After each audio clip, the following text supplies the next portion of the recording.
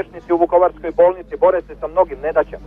Od velikog broja ranjenika, od kojih je 300 težih i oko 400 nešto pokretnih. Mnogih civila koji su ovdje našli utočište do strašnih rana, kakva je našla 6,5 mjesečnu bebu, koju je danas u poslijepodnevnim satima operirao dr. Tomislav Vlahović. Od ostataka granate u tom djetetu je veoma stradalo bedro i nadkoljenica. Slično se dogodilo i 4,5-godišnjoj djevojčici kojoj je granata smrskala rame. Još nedavno smo javljali o stradanju jedne buduće majke i njena nerođena djeteta.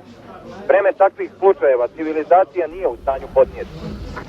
U civilnim skloništima naselja Borovo sutra će također biti uspostavljen kontakt gdje ima negdje oko 200 ranjenika i također će biti priključeni evakuaciji stanovništva u sljedećim danima. Nadajmo se da je mukama po Vukovaru kraj.